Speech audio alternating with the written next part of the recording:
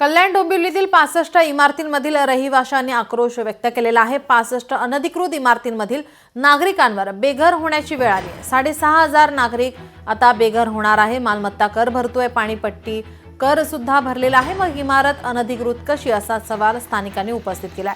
आमची येणारी पिढी रस्त्यावर येईल, सरकारने लक्ष द्यावं, स्थानिकांनी आक्रोश व्यक्त केलाय।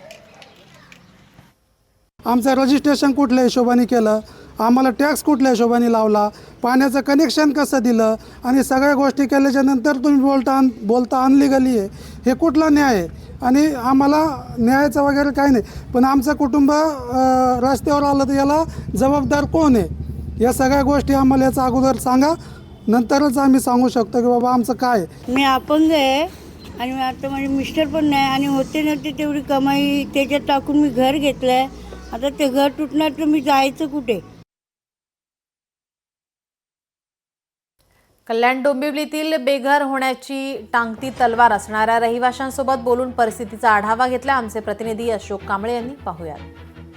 कल्याण डोंबिवली महानगरपालिकेच्या हद्दीमध्ये 65 इमारती ह्या अनधिकृत असल्याचं घोषित झालेलं आहे। महानगरपालिकेने त्यांना नोटीस देखील दिली। उच्च न्यायालयाने या इमारती 65 इमारती जमीनदोस्त करण्याचा आदेश दिलेला आहे आणि त्यावरती महानगरपालिका कारवाईचे स्थानिक लोकांना नोटीस दिलेला आहे। आता त्या 65 इमारतींमधले आपण आता आहोत गावदेवी आहेत ह्या इमारतीपाशी आणि आता आपण नागरिकांकडून जाणून घेऊया की आपली फसवणूक कशी झालेली आहे, आपण ही इमारत कधी घेतलेली आहे आणि आपल्याला नोटीस कधी दिली आहे।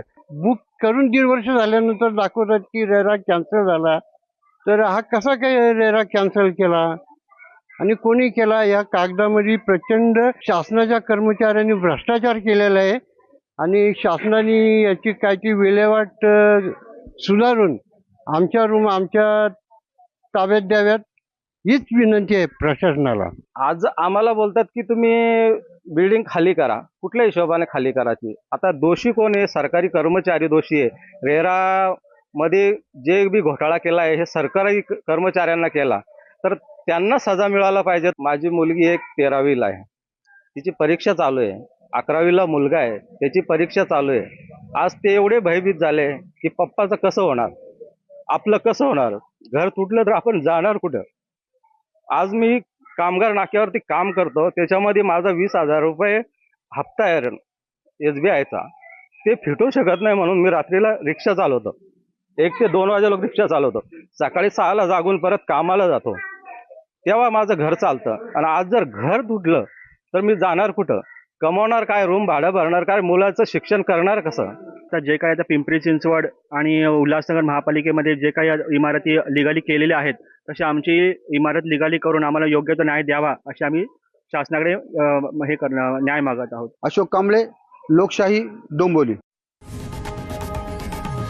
लोकशाही मराठी ऐका, पहा, जागरूक रहा।